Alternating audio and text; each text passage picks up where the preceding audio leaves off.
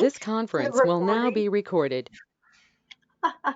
They wanted to make sure I said it before they hit the button to record. So we are recording, and you will receive a link to the recording after the fact. If you have any questions as we go through, please add them to the chat function. We will make sure that we look at that chat bar after each presenter to get your questions answered. Besides myself, we also have Lydia Burr from Monroe County Economic Development who will be joining us, Anna Boulay Fitzsimmons from the Monroe County Finger Lake PTAC as well. And then the heart of the matter, why you're here, is learning about contracting opportunities and how to do business with the Veteran Administration. Mike Spatuzzi will be joining us, and the University of Rochester Medical Center, Aaron Barnes, who we heard earlier. They're going to be speaking. You know, one of the big things that we want to make sure of is not only that you hear the opportunities and how to work with these organizations, but frankly, if we can hear from you, both Anna, myself, and Lydia, as to what you're going through, and if there's anything that you would like to highlight, we certainly want to make sure that we are here. So as I said, you know, this is the agenda. It's going to go, I'm done talking. We're going to get to the meat in a second. Monroe County Economic Development Business Initiative incentives. Again, I know some of you are not from Monroe County, but regardless of what state you're in, typically the counties that you're in do have business incentives. So if you're not in Monroe County, please do a quick Google search or contact your local county for any of their business incentives. And then I will speak, then we'll have the PTAC and the VA and the U of R. So with that, I appreciate Mercy, who is in the background manning our presentation. She is a rock star. Mercy, do you want to, I guess, move to Lydia at this point? Yes, hi, everybody. Please. Hi, Mercy. Thank you. Hello, everyone. So I'm Lydia Burr with Monroe County Economic Development. And so I'll just very high level give you some overviews of our programs. Here's a list of our outreach team members. We also have a robust back office group. So can we have the next slide, please?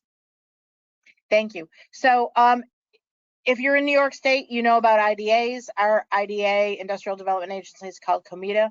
So large industrial projects, non-retail, can get incentives, mortgage recording tax, sales tax exemption, and then an abatement on an increase in assessment due to renovation and construction. That's really one of the signature programs within the county. On the right-hand side, you'll see the SBA 504. Virginia is our lead there in the area. As Virginia said, all areas have access to SBA 504s. It's a capital asset acquisition program. So you're going to be getting some financing through the U.S. Small Business Administration via a certified development corporation, low equity injection, 20-year, 25-year fixed rate money on real property taxes, real property purchases. The remainder of the programs that you see, with the exception of Helmets Hard Hats and the Foreign Trade Zone, are things that are specific to Monroe County and the PTAC, of course, which you know of. These programs we've developed with our fee income off the IDA and the SBA to provide incentives to businesses within our county. Foreign trade zones are nationally recognized. They, if you're importing a great deal of product, you can defer duty and sometimes eliminate duty. You should reach out to your municipality to find out if you have a foreign trade zone or where one might be in the neighboring counties. Helmets Hard Hats is a federal program putting veterans to work in the trades.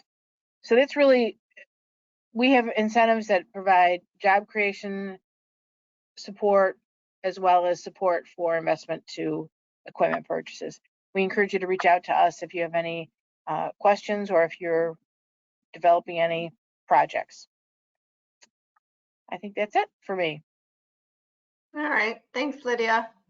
We appreciate your time. And then if anybody has any questions, we don't have any in the chat bar right now, but if they have any follow-up questions, we will get them to you if you're not unable to stay with us the whole time, okay? Thanks. I'm gonna try. Thanks. Okay. All right. So again, my name is Virginia Smith. I'm with the U.S. Small Business Administration.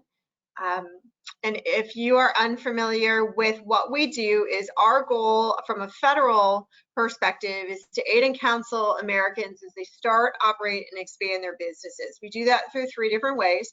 The first is to help you get money, facilitate access to capital.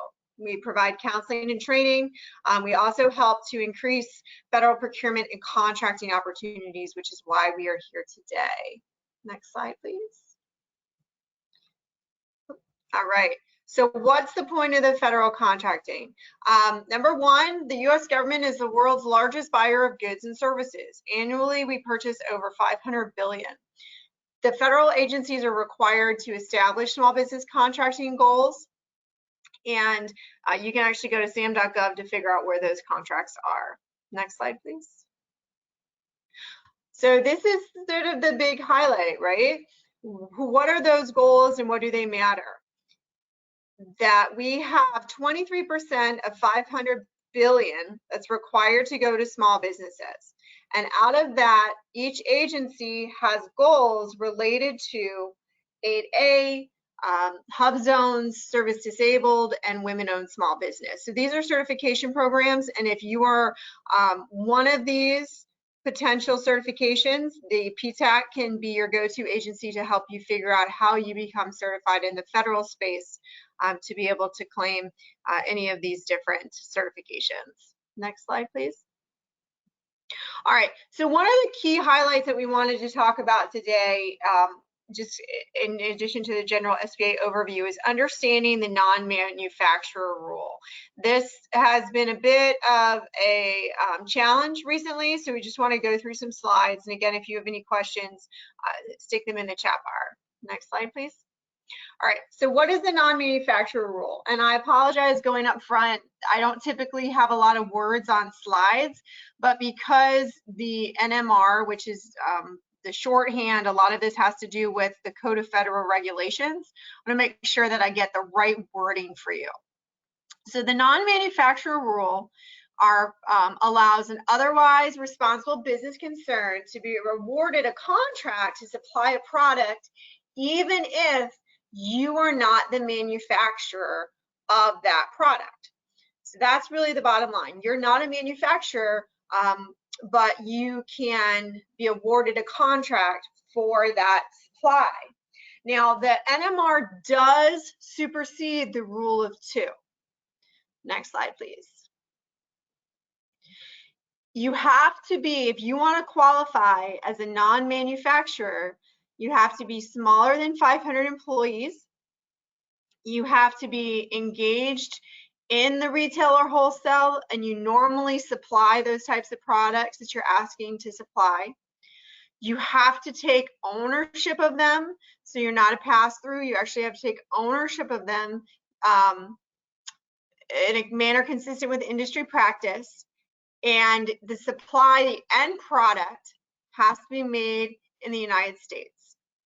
And you have to obtain a waiver. So you have to be all of these conditions and obtain that waiver to the NMR.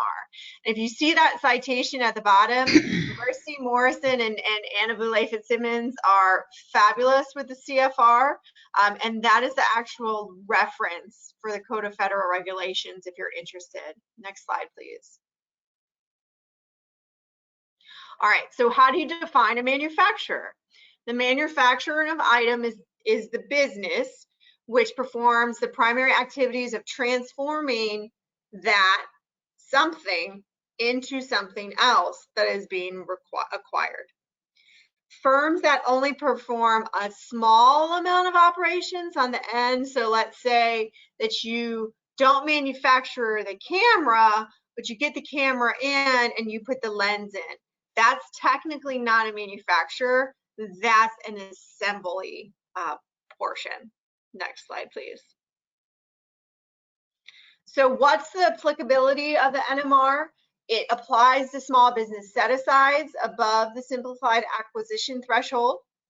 It does apply to set-asides under micro purchase for any of those 5 certifications that you see here. It does apply against a manufacturing and supply contract, and it does apply if the contract is above the relevant dollar amount threshold. But again, remember, it does supersede the rule of 2. Next slide, please. All right, so just a reminder about the dollar thresholds is it does apply above the micro purchase threshold for set-asides under those 5 certifications. It does apply to set-asides awards above the SATs, but it does not for set-asides between micro purchase threshold and SAT. And it does not apply to subcontracts or full and open contracts. Next slide, please. All right, there are some applicable NAICS codes. If you start with a 31, a 32, or a 33 with what you do, they do apply to those NAICS codes. I apologize, I just realized some of you may not know what NAICS codes are. North American Industrial Classification System Code. We do tend to talk in acronyms. And NAICS codes can be found at census.gov or NAICS.com. And the idea is everything that you do within your business has a code. And most businesses have multiple codes for different products and lines that they have. So each code is then attributed to a size standard, not only in the federal space, but also in other locations. So that's why you need to know what your codes are. So the NMR also applies to 511210, which is software, and then 541519, which is information technology. Next slide, please. All right, if you want a waiver, so you're saying, I am a small business and I'm not a manufacturer, but I can certainly supply the product in this contract, and therefore I should get a non-manufacturer waiver. You can apply for an individual waiver, which is for a single solicitation only for the items that are in the request, and you go through the contracting officer for that. If you want a class waiver, which is when no small business manufacturers are available to participate for that class of product, then the government agency itself will actually ask for that waiver. Next slide, please. All right, and this is just 2 things because there's always caveats to everything. If anyone on this call, especially because we're about to talk about healthcare, is a non-manufacturer of laptops or tablets or diabetic test strips, those have both been granted class waivers already. And so what that does, it allows an otherwise qualified regular dealer to supply the product of either of these things on a set-aside federal contract. Next slide, please. Okay, that was a lot of information about the NMR, and I just wanted to give you a high-level overview. If you have more questions, you can put them in the chat bar. If you would like to have a conversation about it, I will give you my contact information at the end, and we can go from there. Just a quick reminder that SBA has a fabulous website, and we are still processing COVID relief options. So if you have not yet applied for an economic injury disaster loan because of COVID, please know that you can do that until December 31st. So make sure you get your application in. Next slide, please. All right, so the easiest way to reach me is my email. It's virginia.smith@sba.gov, but also on sba.gov, we have all kinds of links to Twitter and Facebook and YouTube and email alerts, etc. So we want to make sure to always get you to the right information. I'm gonna flip the presentation now over to my fabulous partner, Anna Valle-Fitzsimmons from the PTAC, and she will go through a lot of their services and we'll get to that. But oh, look, Anna, I got a quick question from Gene Case. Are NMR waivers required for small business who outsource their manufacturing? If you're outsourcing your manufacturing, you're not a manufacturer, correct? Correct. Anna? Yeah. Correct.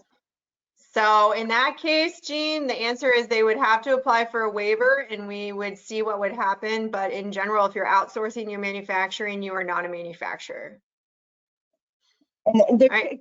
it could be a more of a technical question now that I think about it too, meaning that they've designed and produced the product and don't have the facility yet. So Probably. hiring someone to manufacture their product, and I don't know if that gets a little murky.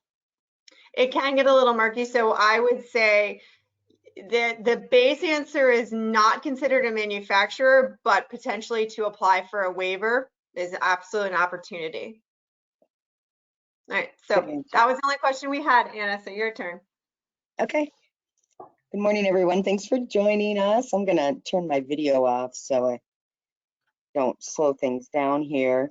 So as Virginia said, I'm Anna Valle Fitzsimmons. I'm the program director for the Monroe County Finger Lakes Procurement Technical Assistance Center. I also serve on the board of our National Association and a VA CVE certified counselor for now until SBA takes it over, I'm thinking, Virginia, right? So a little bit about PTAC, who we are and what we do. So the program itself, the Procurement Technical Assistance Program, is a program of the Department of Defense, and we serve as a resource for businesses pursuing and performing under government contracts at no cost. You know, the only time that I think we charge a fee for something is when we have a large event and like a large government to business matchmaker, and they have to cover food costs or something like that. But all our services are free. And we work with all businesses, not just small businesses. We also, of course, work closely with government agencies such as our great partner over at the SBA and military, other government agencies, and our prime contractors. We're a nationwide network, including the territories. There's 96 PTACs total. So if you're not located in the 9-county Finger Lakes territory, just shoot me an email and I'll let you know who covers your area. This is just more of an eye chart. You do have to register as a client to receive our full services. We're required by the Department of Defense, and we do that. Next slide, please. And of course, we also work very closely with our Native American PTAC. We have an office in Syracuse that we work closely with on a large number of events. So what do? We provide government contract counseling through 3 main areas. Training through workshops and webinars, government to business matchmakers that allows us to help you network at events. A lot of these, of course, have gone virtual. And so buyers are meeting sellers, but really the bulk of our work is done through one-on-one counseling. And next slide. And in terms of the one-on-one counseling, when we're sitting down with you, small business, what we're going to do is assess, assist, clarify, and guide. So first we're required to make sure that you have the potential to do business with the government. And this is why we work closely with the SBAs, the SBDCs, SCORE, because if you're not ready, if your business isn't set up yet, they're going to help you with that part. And then then you're going to come back to us and we're going to help you with the government contracting portion. We don't want to duplicate services. We assist with all types of certifications and registrations on both federal, state, and local level. Okay, we don't just do federal, we don't just do military. Oh, can you hear me better? Is that okay? Okay, so we're going to help you identify subcontracting opportunities as well as contracting opportunities and help you with that bid preparation. We also are going to work with you closely and hopefully help promote for those of you in innovative technologies and services to look at small business innovation research grants and tech transfer. We assist with the post-award compliance. You know, I've won the award, now what? How do I get paid? It requires specific packaging and labeling. Who can help me with that? While we may not be packaging and labeling experts, we work very closely with those experts throughout the pipeline, the government contracting pipeline and the DoD pipeline. Help you clarify technical information, document specifications and standards. You know, why can't, a big question, in particular for manufacturers who require drawings, is why can't I access them? So there are certain other certifications and registrations they are required to complete. So, you know, we want to really value our defense industrial base, our manufacturers, our local manufacturers, and all the hard work they have to go through to provide products and service to everyone, really. And then guide you really through that government marketing roadmap and help you decide who's buying, what you're selling, what makes most sense for you in terms of your capabilities. And of course, our most favorite service is the bid match, where we, out of our budget, pay for you, the client that has registered with us, for a notification system of potential bids that match opportunities that you're looking for. So next slide, please. This is more of an eye chart, but just to kind of give you an idea of two things, the different types of registrations as well as certifications, and that the two are not the same, okay? So I've got a laundry list of acronyms here, and you know, I was kind of chuckling to myself when Virginia mentioned, oh, NAICS codes, and let's really spell that out. Well, fortunately, we do have a acronyms page on our website, so please be aware of that. But, you know, before you start doing anything with the federal government, you have to be registered in System for Award Management, or SAM. SAM has become also the landing page for anybody that wants to review solicitations. So the government has spent years, General Services Administration has spent years integrating multiple systems into one general login system. So if you want to do business with the VA, you have to be registered in SAM, okay? So make note of that. And the PTACs can help you with that. We can get you through it really quick. You have to have a DUNS number currently. The federal government will be switching, but I don't want to create any confusion. So Dun & Bradstreet issues DUNS numbers, and they're free for anybody doing government contracting, and you will be issued one within 2 to 3 days. We also help you with New York State certifications. So someone like the University of Rochester Medical Center who's on the call today, they may have dual contracts. They may have contracts that have funding streams from the federal government and contracts that have funding streams from New York State. So you're going to want to weigh your options in terms of the certifications that might give you a leg up in terms of competing successfully in the marketplace.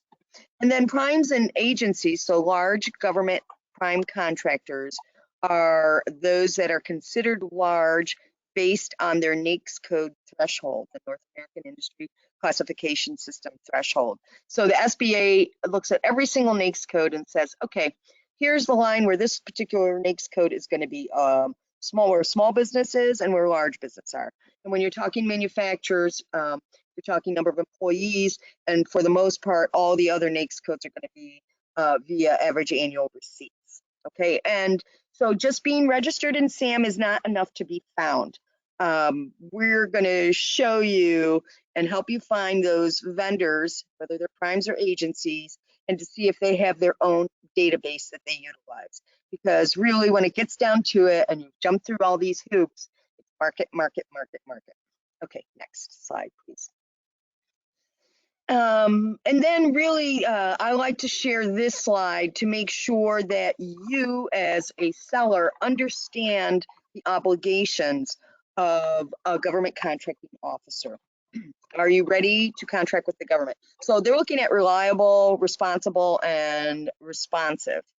That is really important, and they're just not words in a dictionary, they're words in the federal acquisition regulations they have to follow.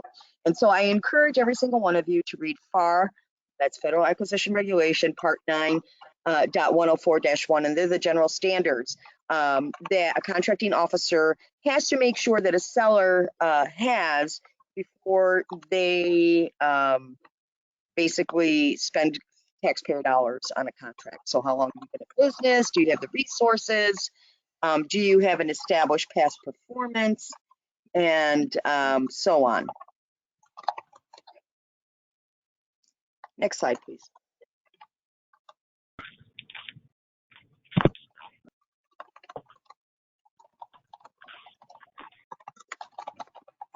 And so I hear someone typing away.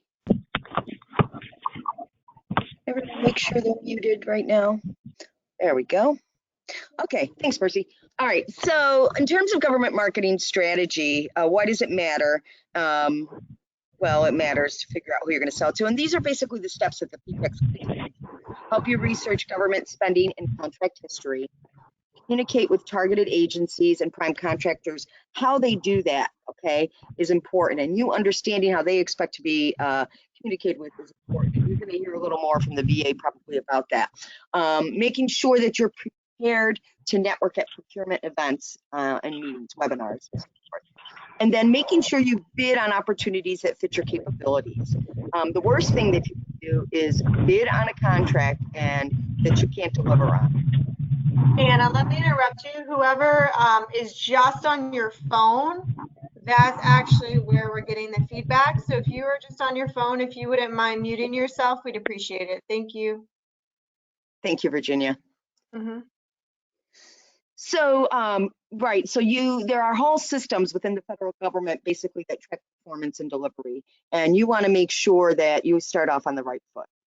And in terms of creating a winning proposal, one of the key rules that Virginia talked about and spent a good amount of time, we discussed this earlier, the non-manufacturing rule and how important it is one of them, but you have to make sure that you are reading the solicitation, that you are reading the clauses within there. We cannot do that for you. After you've read it and we tell you, well, read it 2 more times, right?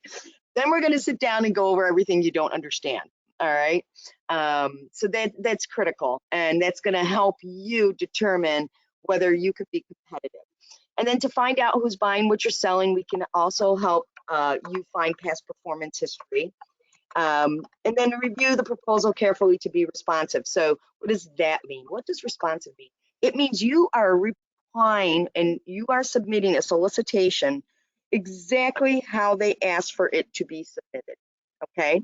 If they say no more than 5 pages and you submit 6, you know what they're going to do? They're going to tear off page number 6 and it will never be seen. If they say 12-point font, single space, Times New Roman, just, you know, be responsive, do what they want. There's a reason for it.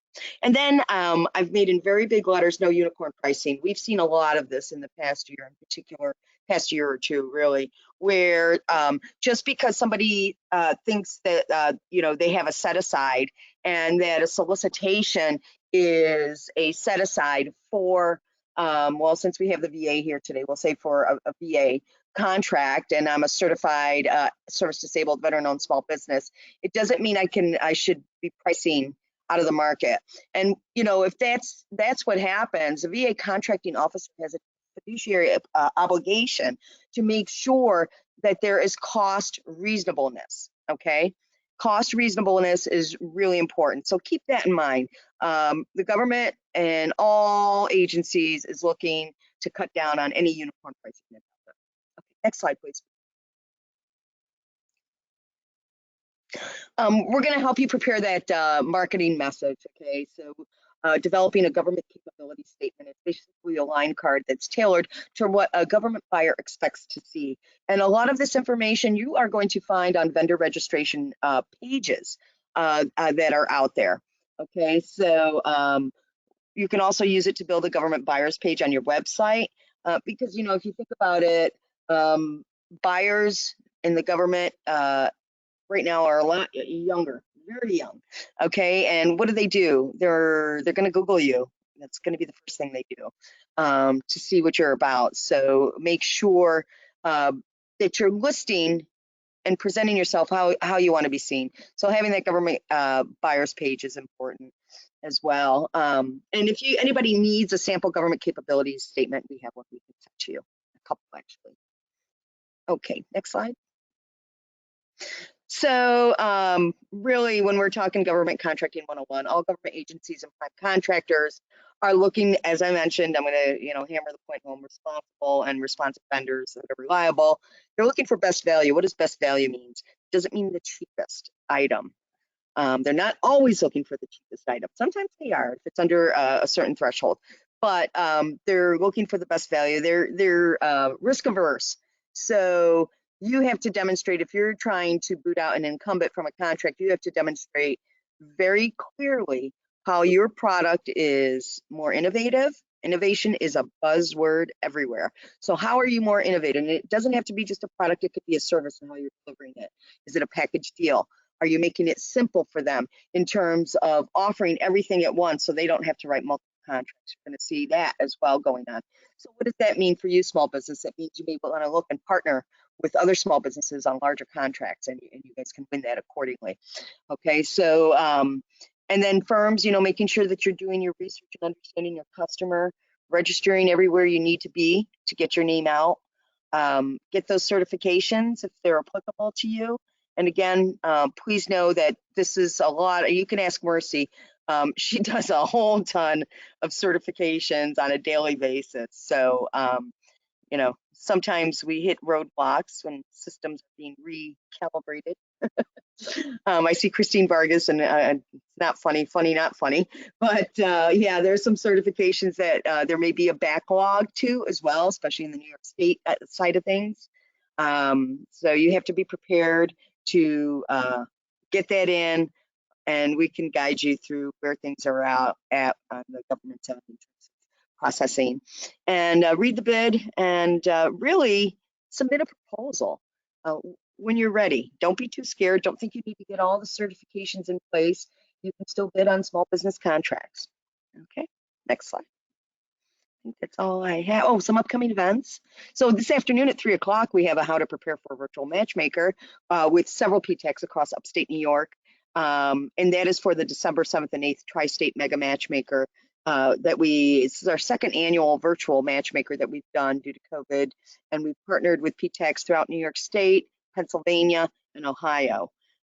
So please take a look at that. You'll find that on our website. Also, December 1st, U.S. Army Corps of Engineers, the Great Lakes and Ohio River Division is doing a virtual open house. If you want to understand how to do business with them, I highly suggest that you attend that if you're able. And then some other innovative technologies being sought right now, and I just got these emailed to me today.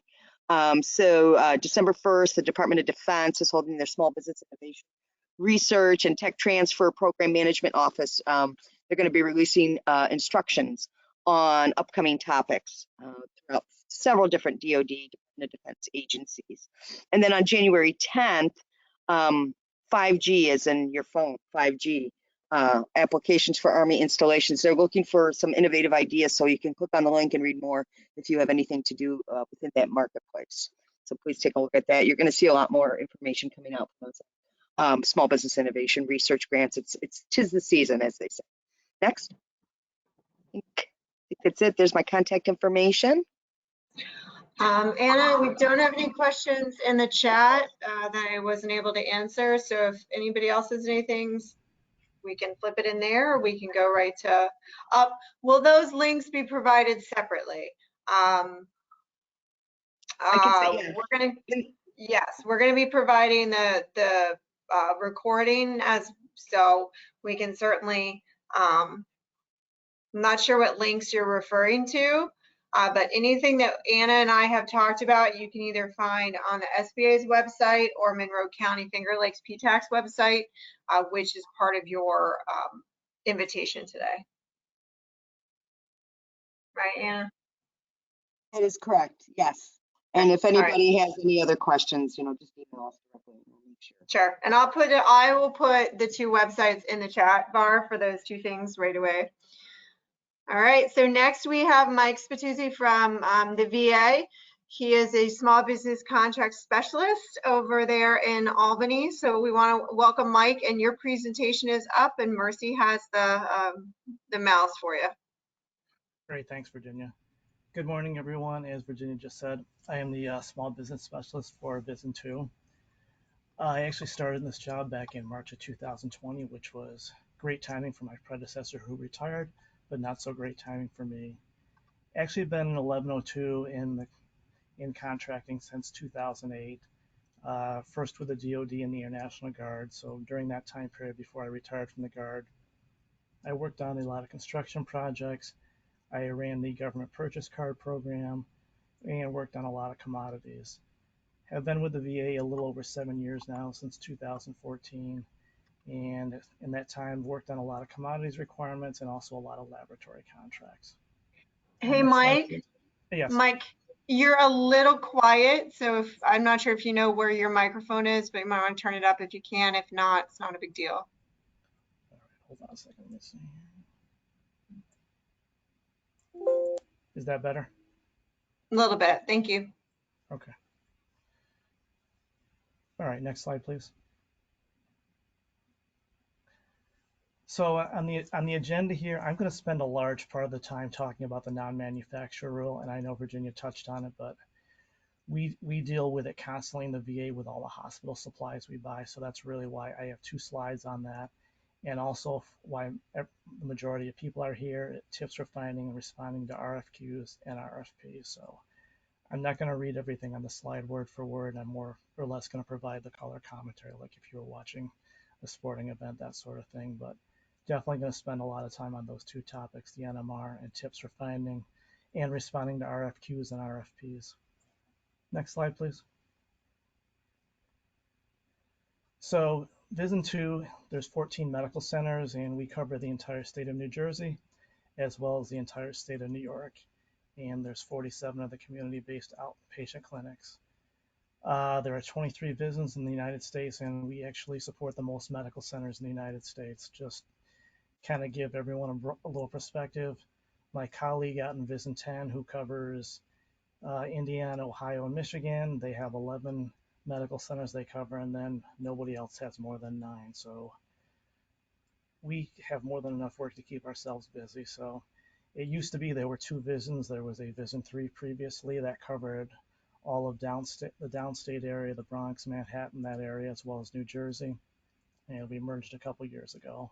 So that's why there is no longer a VISN 3. Next slide, please. So one of the big things that came up was back in June of 2016, and that was the Supreme Court Kingdomware decision. Because previous to that decision in June of 2016, anytime a contracting officer was working a requirement, at least in the VA, and like I said, this decision only applies to the VA, it does not apply to any other federal agencies, that previous to this Supreme Court decision, a contracting officer would have to look at FSS contracts, GSA contracts, NAC contracts, and then if there wasn't an opportunity to compete the requirement there, then they would have to look open market. The Supreme Court decision changed that, and it's often referred to as the Rule of 2. And as Virginia said, the Rule of 2 does not supersede, take priority over the NMR. The SBA NMR rule takes priority first over the Rule of 2. And that's where some of the confusion comes in, and that's why I'm going to expand upon what Virginia said when I get to those slides. The other big thing here is the VA is the only organization where you have to be registered on VetBiz as an SDVOSB or VOSB in order to be awarded a contract. And that's in addition to having to be registered in SAM. In order to get any federal contract for any federal agency, you have to be registered in SAM. But in addition with the VA, if you are an SDVOSB or VOSB, every contracting officer must go into VetBiz and certify that either you're registered or that your registration is current. So that's the big difference between the VA and other federal agencies. Next slide, please.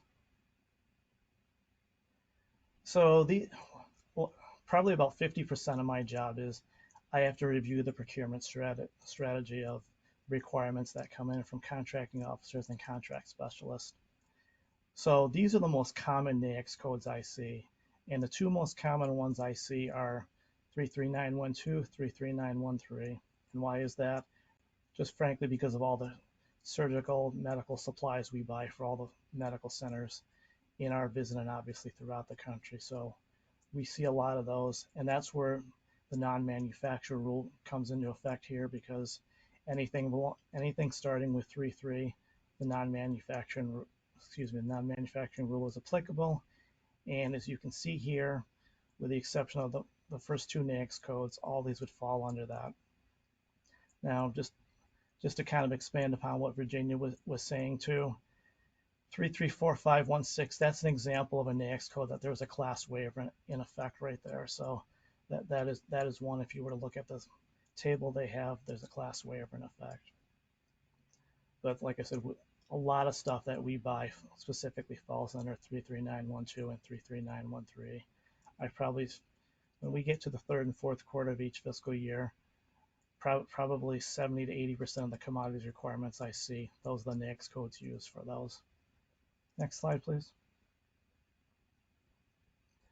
And as far as services, we do more service contracts than any other requirements in the VA. We actually have 3 services teams. It's the most teams we have.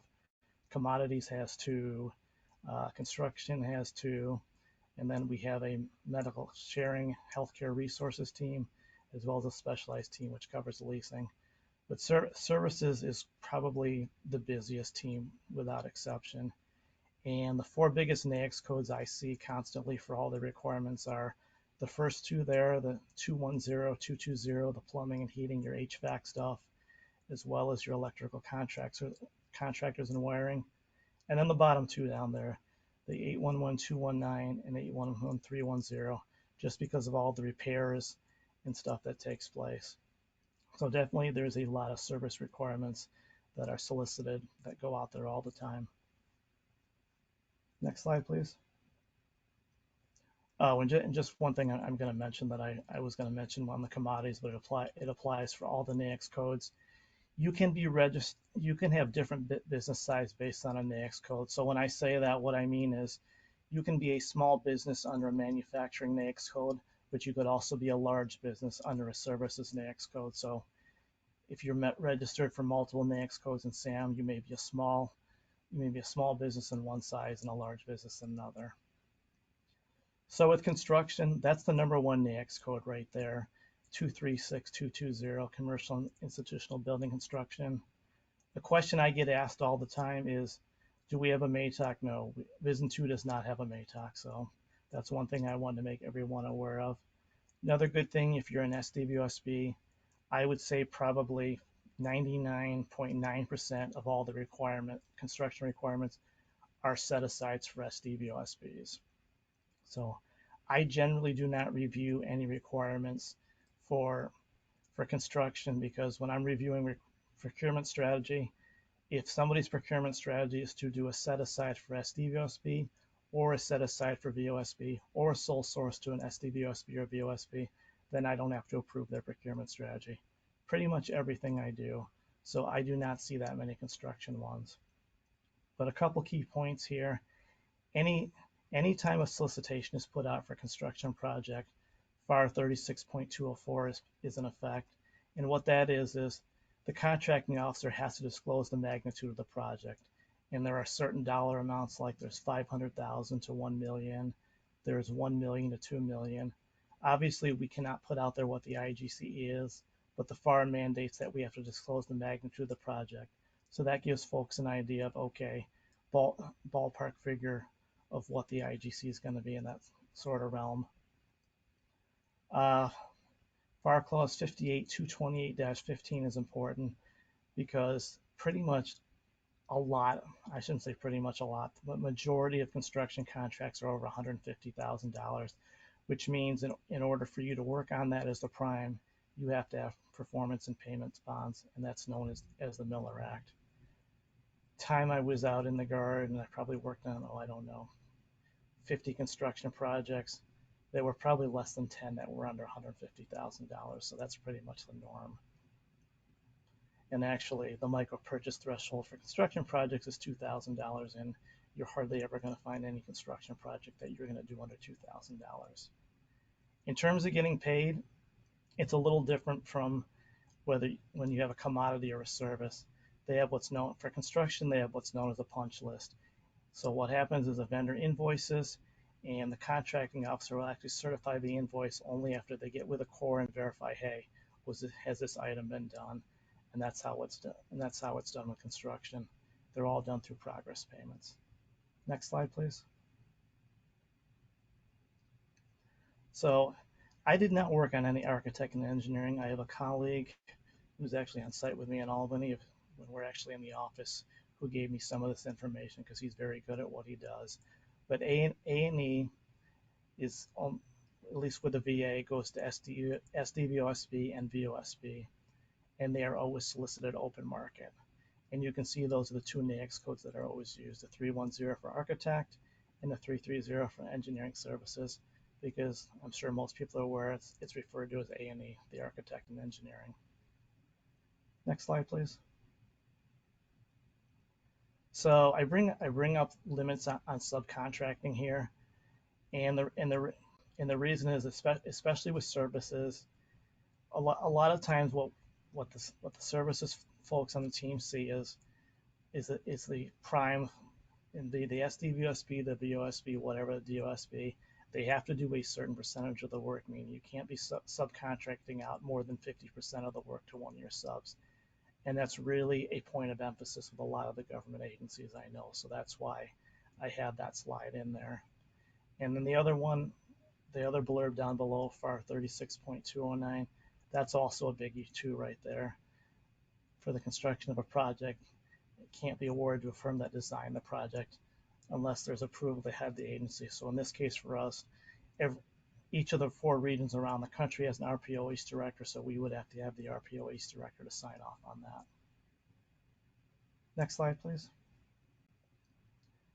So there was a time I worked a lot of commodities requirements, and this may or may not have changed. I'm trying to verify this, but I know I awarded a lot of contracts off of NASA, the NASA SOUP site there, and there's business vendors of all different sizes out there.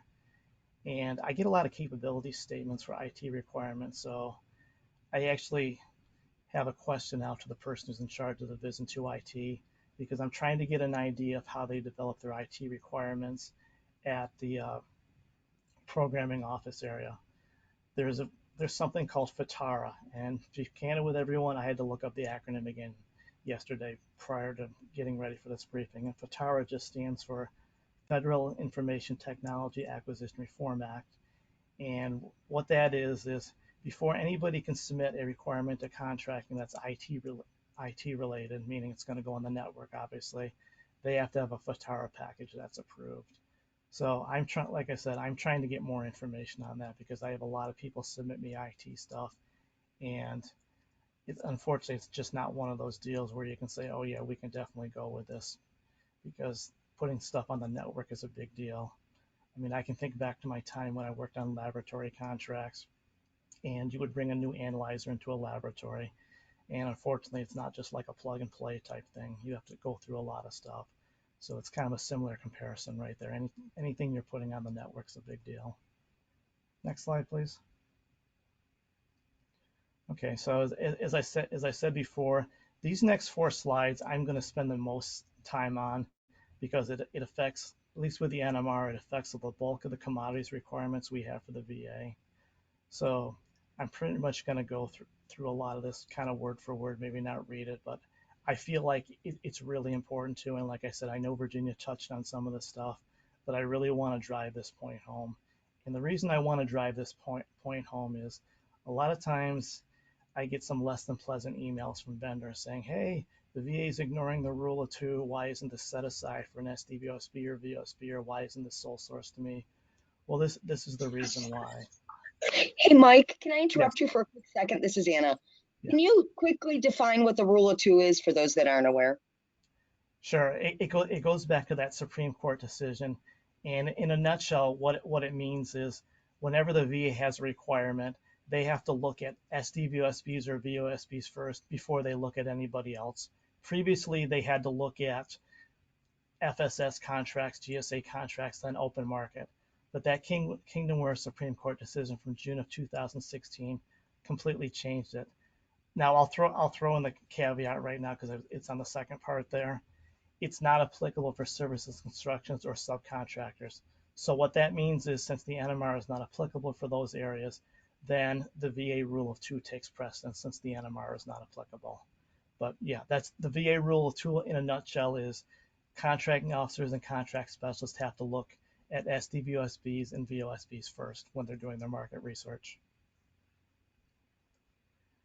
And all right, so the first 3 we kind of touched on because Virginia already brought up the NAICS codes, but it applies to small business set-asides above the simplified acquisition threshold, and that's currently $250,000. And the big one right here down below, where I talk about it's applicable to other small business socioeconomic categories, that's just a couple I listed: the SDUSB, VOSB, WSB. It also applies to hub zones, 8A, anything like that. And that dollar value of 10,000 is derived from the fact that $10,000 is the micro purchase threshold for commodities. For services, the micro purchase threshold is $2,500, and for construction, it's $2,000. So that's where that $10,000 comes into effect. So what that's telling you there is if we have a requirement that's between 10,000 and the SAT of $250,000, that unless we have an individual NMR waiver, we cannot do a set aside to SDVSB or VOSB unless there's a small manufacturer. And unfortunately, what I've seen and what a lot of people see who work these requirements, there are many more large manufacturers than there are small manufacturers. And that's one of the huge challenges right there. One of the things contracting officers are legally allowed to do is, if the requirement is under that SAT, that $250,000 figure, then they can do a total small business set aside, meaning any small business concern can go in and put a proposal in for whatever the requirement is. Next slide, please. So, and like I said, I know I'm beating this point to death, but like I said, this comes up an awful lot with us. That's why I really want to drive the point home. And the fact that VA Rule of 2, which I just spoke about a few minutes ago, it doesn't take precedence over the SBA's NMR rule. So if the NMR is applicable and a contracting officer has found that there's an SDVOSB capable of meeting the requirement, then what I was saying a few minutes ago, they can't legally solicit the requirement to an SDVOSB or complete a sole source without an individual NMR waiver that has been approved by SBA.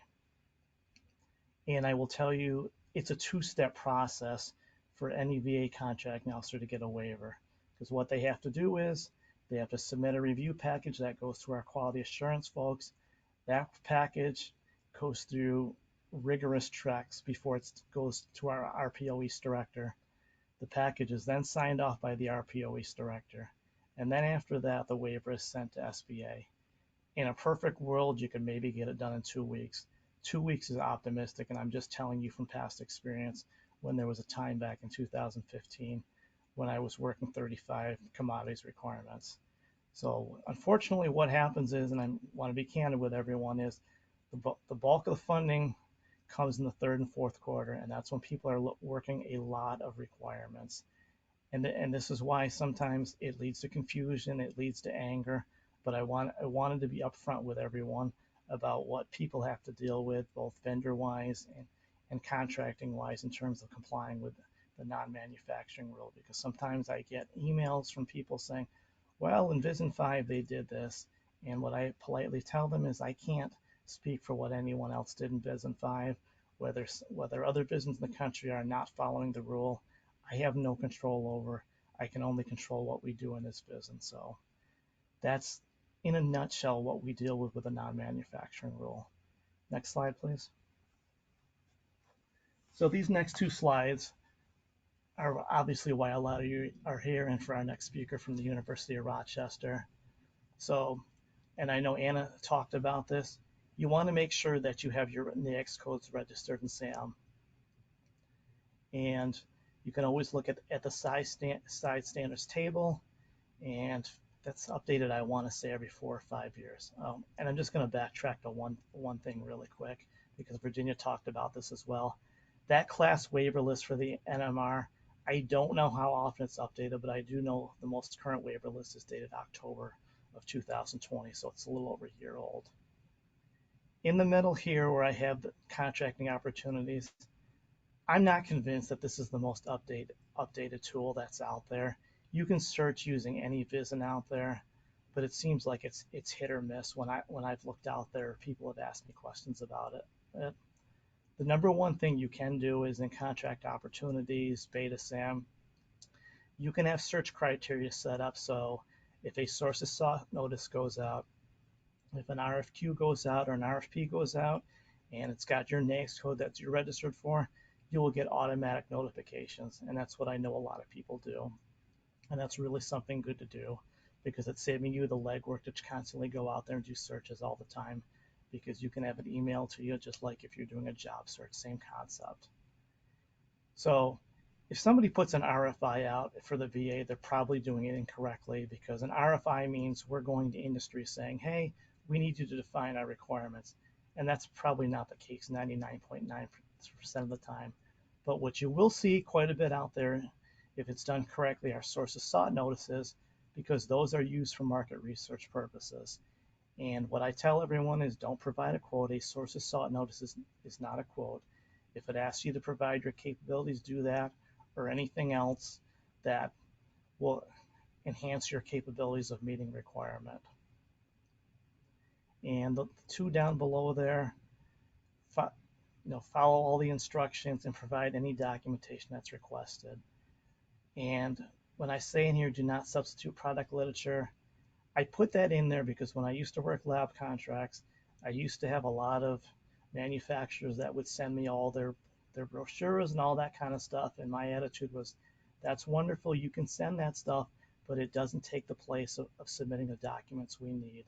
A good example was anytime I put a solicitation out, we had what was called a 90-day transition plan, which was essentially was, okay, if you're awarded the contract, you have to give us a 90-day plan how you're going to be in place, meaning your analyzer is going to be up and running to do that sort of testing.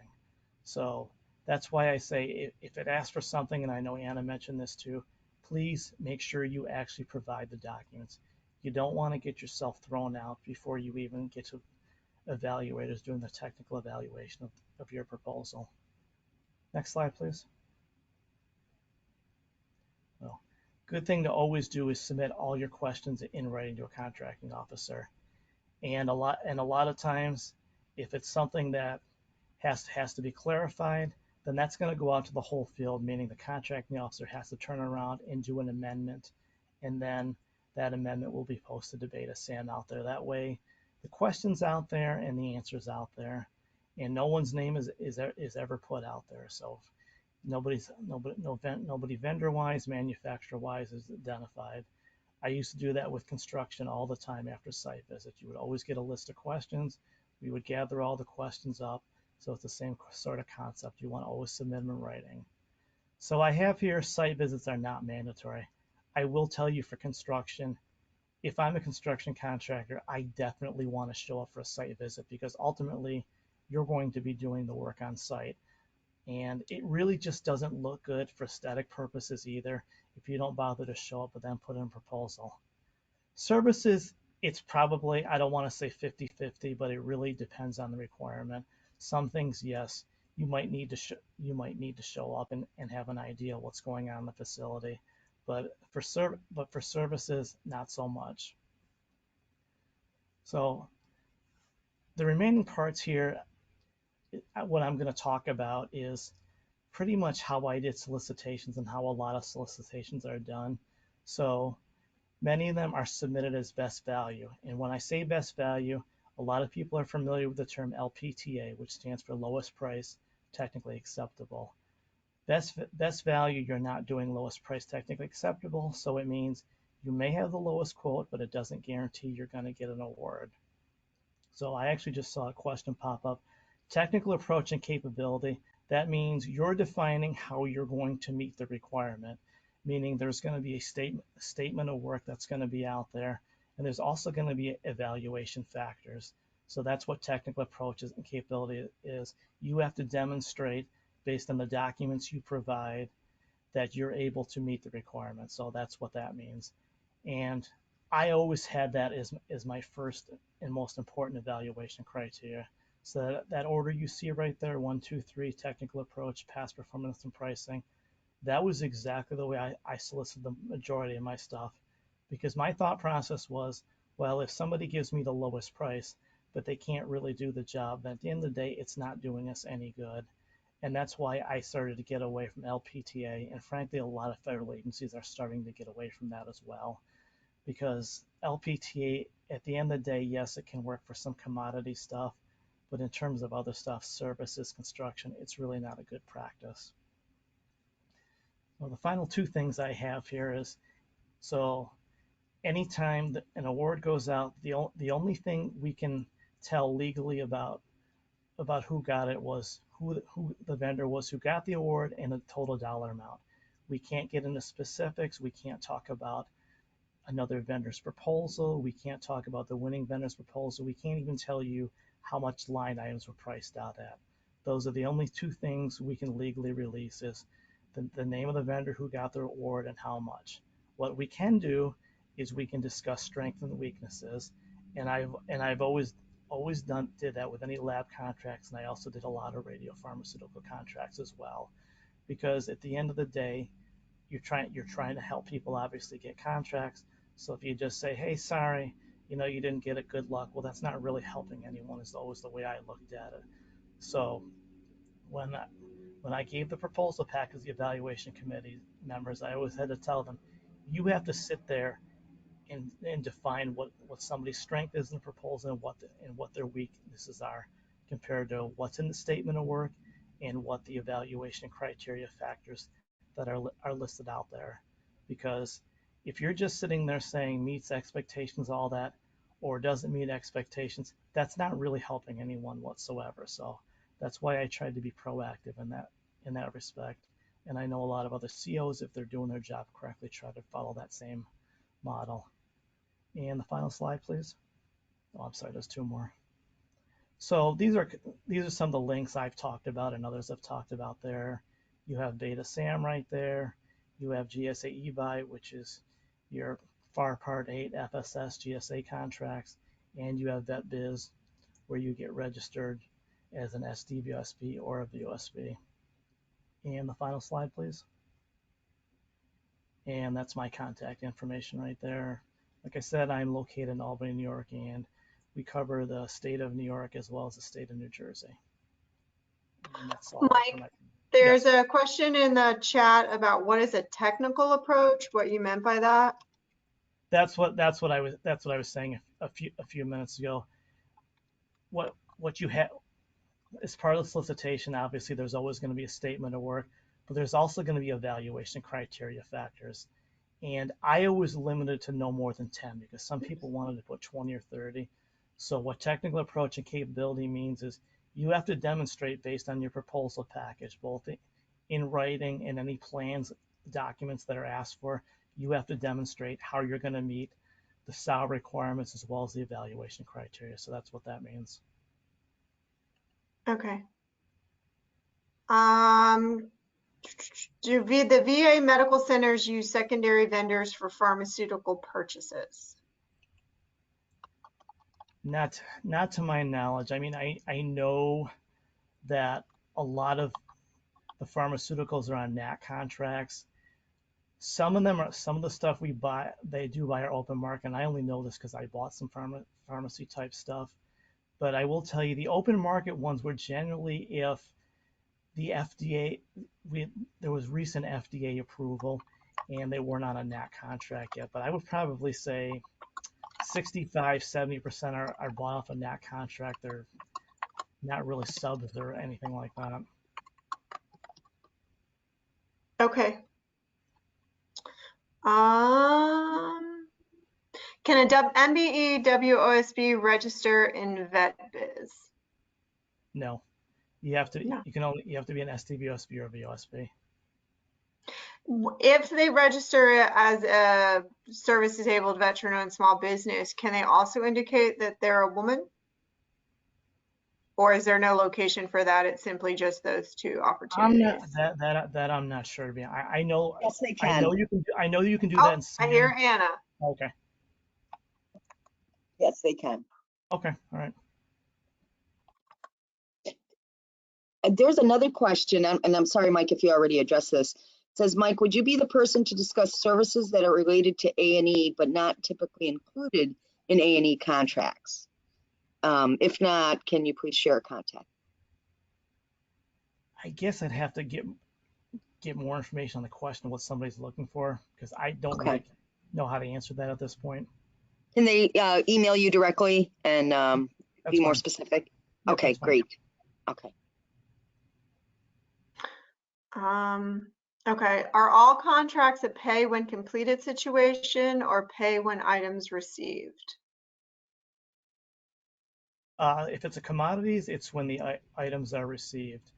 If it's a construction, it's progress payments when I was talking about. For services, it goes on through the life of the contract. So it depends on when the services are done. So the only one that's paid directly when they're received is a commodity one. Okay. All right, so it looks like I think we got the chat. I'll go through as we go forward. So thank you, Mike. There's his contact information right there, and then I also put it in the chat bar. We appreciate your time, and any follow-up questions, we will let you know. Next up is Aaron Barnes from the University of Rochester. So Aaron, your presentation is ready to go. Okay, great. Thank you so much. Hi, I'm Aaron. I'm with the procurement department at University of Rochester. I've been working with them for about 2.5 years and around a year actively kind of part-time working on MWBE strategy. So my presentation is going to focus more on the program, but also give information about how our approach is to be able to do business with more diverse suppliers. So with that, I'll turn off my camera and we can focus on this. What you see here is a list of the current hospital facilities and some of the affiliates associated with the University of Rochester. However, I would be remiss in not mentioning that we have a large university campus on the Genesee River that services more than 10,000 students. With that come many potential opportunities beyond what would normally be in the hospitals. Of the 6 hospitals, you can see Strong, Highland are the large ones, and Noyes, Thompson, Jones, and St. James are also a part of our system through the Southern Tier.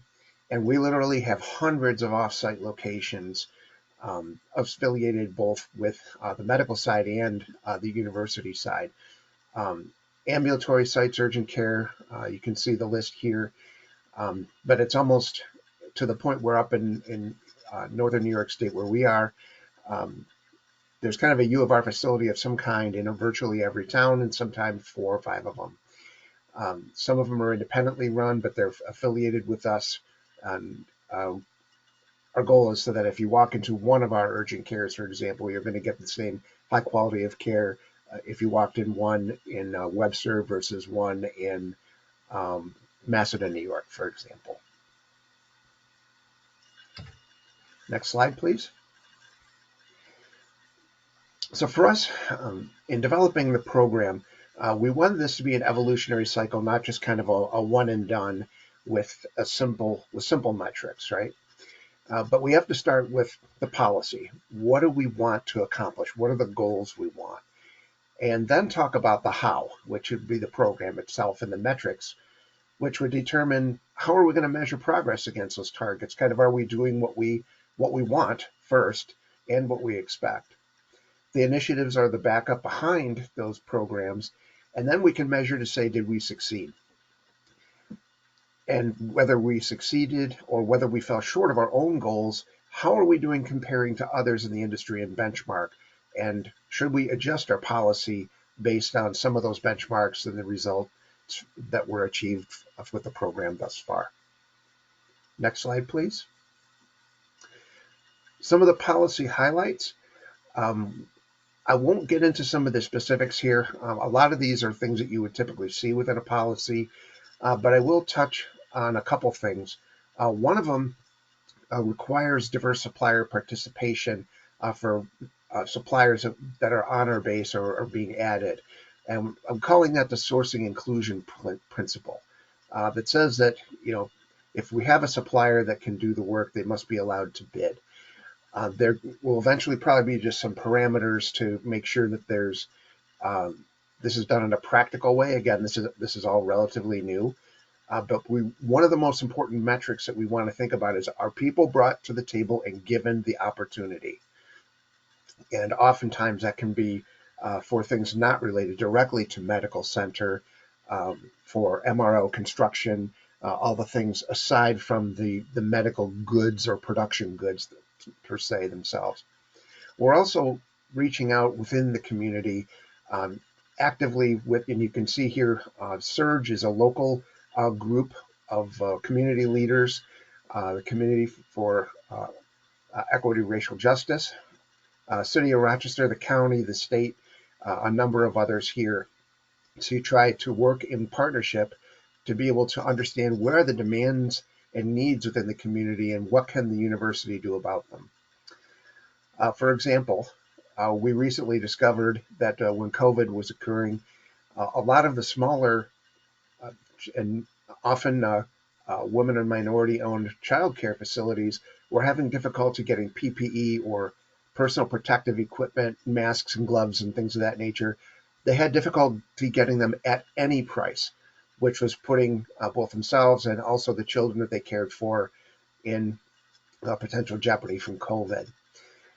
So by working with some of the members of Surge, we were able to donate a lot of material to about 25 different childcare facilities and distribute them at no charge as kind of a one shot to get the material out to the people that need it in the community. But we also worked with a woman-owned PPE supplier who agreed to provide those kind of goods to those um, childcare facilities at pricing similar to what they would offer the university. So that's an example of doing something a little bit unconventional um, that can help have a direct impact on the community. We also want to look at mentoring and other non-monetary benefits. The university is a big place, and so is the medical center being the larger, of course. But there's a lot of things we can bring to the table as a university to benefit diverse suppliers beyond just a purchase order. For example, if we were able to extend our contract pricing for utilities or other things that we are likely getting fairly decent pricing on to others within the community that may not be able to get a company to engage them at all, then that's a win because it's kind of spreading the benefit and also giving us an opportunity to do a more aggressive block bid at that combined volume. We also want to engage in more a kind of a different, not just to sit back and wait, but we want to actively engage companies within the region to work with us. What we've heard again and again from the folks in the Surge Committee and others is that we need to do things differently with diverse suppliers. It doesn't make sense to just kind of sit back and wait because often the suppliers don't know what we're looking for or what opportunities there may be, and particularly for adding value. Similar to what Mike was talking about with the need for services, if a company was able to provide the same kinds of material that might be getting from another vendor, but they're willing to do on-site vendor managed inventory to be able to help manage that business, then our life gets easier. And it makes sense that there would be a difference in price point for that that kind of premium as just one very small example of adding value. And reaching out in the community to do these things a little bit differently certainly complements the university's diversity, equity, and inclusion goals. And we work very closely with our Vice President of Diversity, Mercedes, and she's been very supportive of our efforts to date. Next slide, please. So again, the dual path engagement that we want to do. Of course, we'll have a come to you of we'll have a dedicated program website that talks about the more traditional kinds of things, links to resources, which I'll share today, and also some other tools and things that you can use to kind of shop around for what are we looking for. But we also want to go to the community and kind of spread the word that we're here, we're coming out of this COVID nightmare, and we're ready to do business. We want to be able to have an RFP listing with contact instructions, so that way it becomes a little more self-serve. Advertise in some of the local publications. You may recognize a few that are listed here. Utilize BidNet. and we're considering something like LCP Tracker to understand what the tier 2 or sub-tier spend is. MWBE Consortium is something relatively new that we would work within the community in cooperation with the Surge Committee, and also work with the City of Rochester, who, again, relates to us that we need to do things differently when it comes to MBEs. Next slide, please.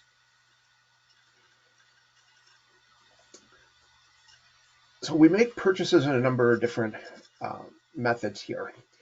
And this is a little bit of an oversimplification, but it kind of says, for simple things like single transactions, if you're willing to accept a P card, you don't even have to be qualified on our base, particularly if it's something that's kind of a commodity or like a one-time purchase, although there are exceptions.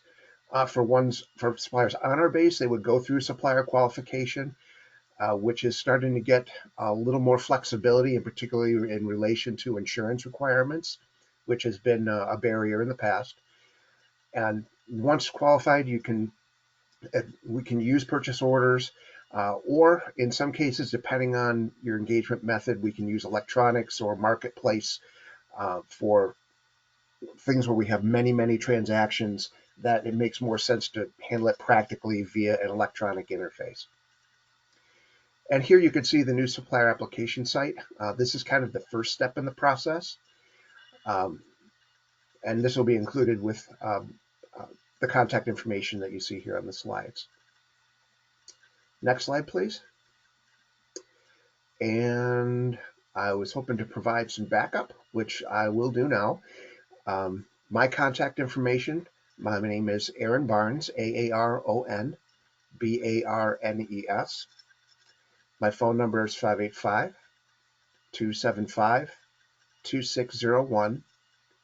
And my email, which is usually the best way to reach me, is Aaron, Aaron _Barnes, Barnes, at urmc.rochester.edu. And I'll be happy to try to facilitate any connections or answer some questions, and really be that interface, as well as driving the program as it's starting to come to fruition and kind of a formal launch here in the near future.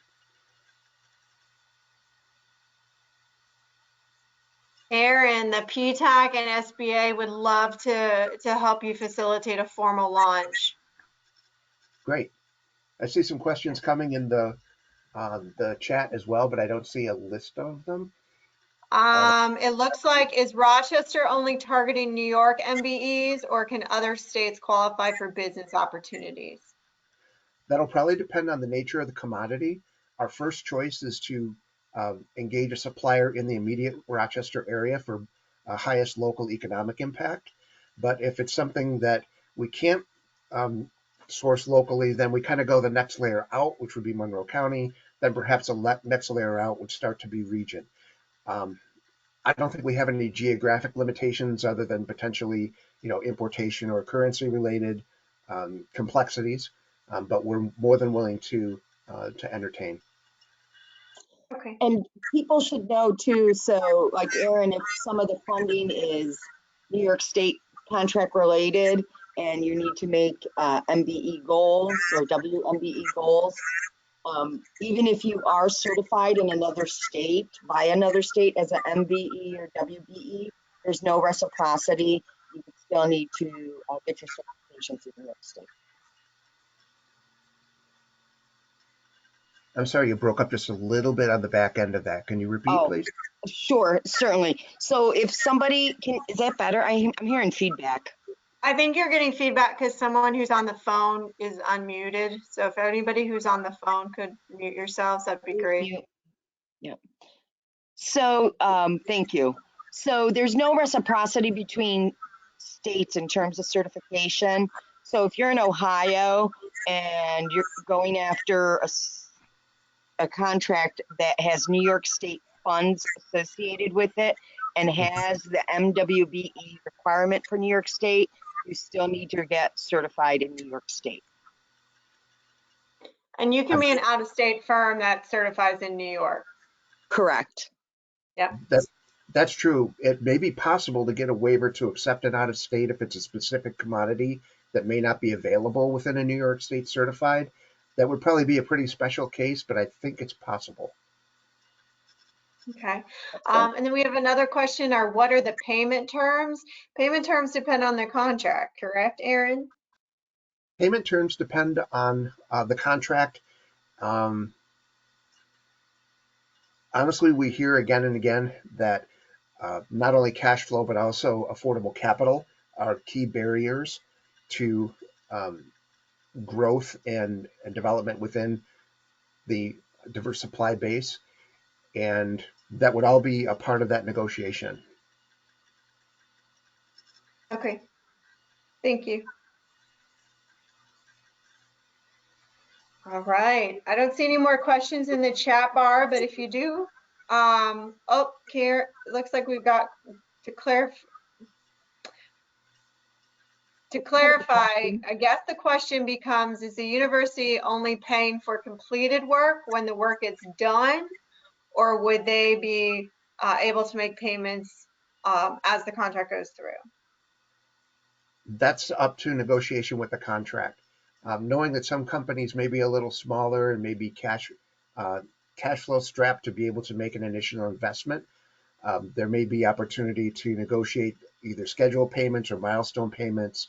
Again, the needs of the university and the medical center vary from anything from constructing the new orthopedics and sports medicine center at Marketplace Mall, if anyone in the local area is familiar with that, to vehicle maintenance and sponges and gauze with it that are used in the hospital settings and in the ambulatories.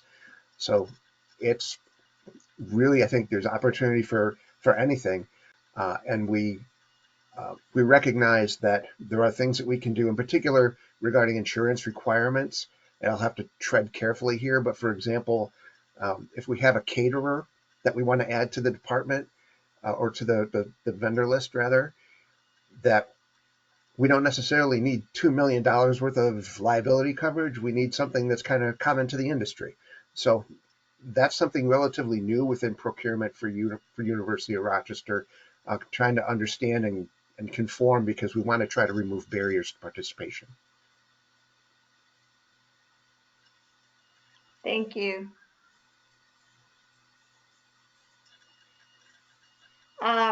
Okay. So we have a question for the PTAC. How do I apply for certification? You're going to contact the PTAC after this call. You can either email them or call them, their website. I will type the website in again in the chat bar. I want to really thank Mercy for her fabulous work on the background of this. She's also fantastic. If you happen to reach her as your PTAC assistant, Anna Boulay Fitzsimmons, our partner, and then also, of course, the University of Rochester and the VA. Without them, we simply would not have had an event. So hopefully everyone learned a great deal. And like we said, we will get the recording out to you. Any questions, feel free to contact us. And oops, I put it in a private and I did not mean to do that. Let us know. Any final questions? All right, 4 minutes back on your time. That's always nice to do. Everybody, tomorrow is the first day of December. So as the Small Business Administration, I have an obligation to remind you to shop small when you can. And let us know if we can do anything to help you in the meantime. Have a great day. Thanks, Thank you. Thanks, everyone.